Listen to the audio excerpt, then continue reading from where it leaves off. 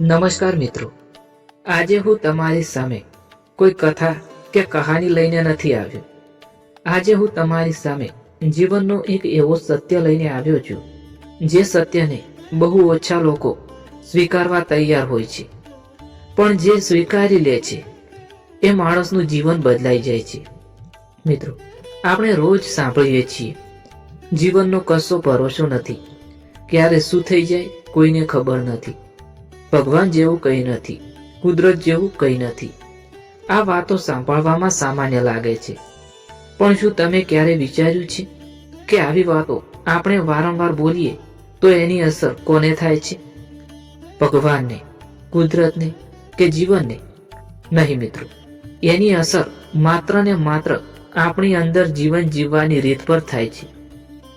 આપણી અંદર ધીમે ધીમે ડર જન્મે છે, ચિંતા વધે છે, ગભરાહટ ઘેરી લે છે અને જીવન એક બોજા જેવું લાગવા માંડે છે।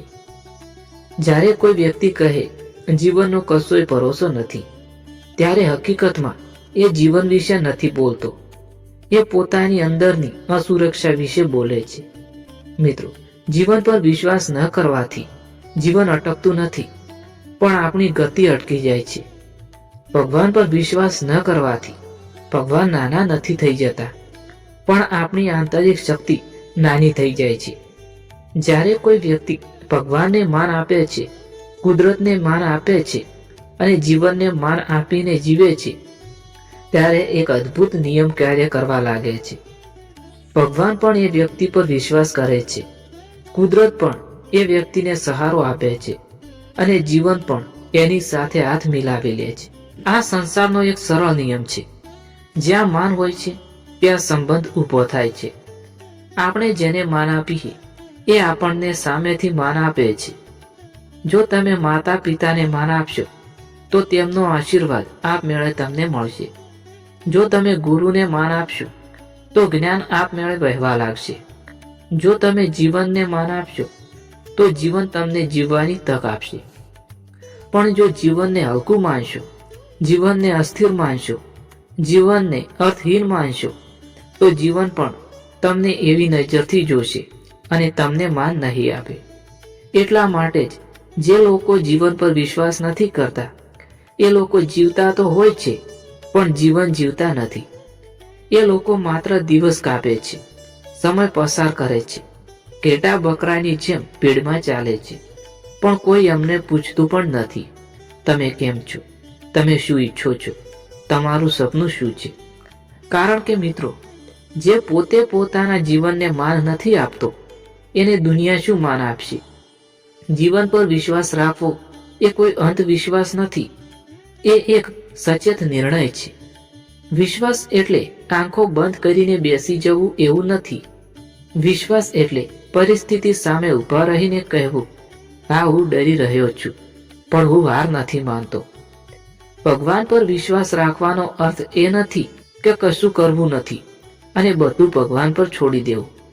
ભગવાન પર વિશ્વાસ રાખવાનો અર્થ છે કર્મ કરવું અને પરિણામને શાંતિથી સ્વીકારવું। કુદરત પર વિશ્વાસ રાખવાનો અર્થ છે સમયની સાથે ચાલવું, પરિવર્તન સ્વીકારવું અને સમજવું કે જે થાય છે તે મને ઘડવા માટે થાય છે, તોડવા માટે નહીં। મિત્રો, કુદરતની દરેક વિભૂતિ આપણી શિક્ષક છે। સૂર્ય આપણને શીખવે છે કે રોજ ઉગવું, ભલે ગઈકાલે શું થયું હોય। નદી આપણને શીખવે છે કે વહેતા રહેવું, અટકી ન જવું।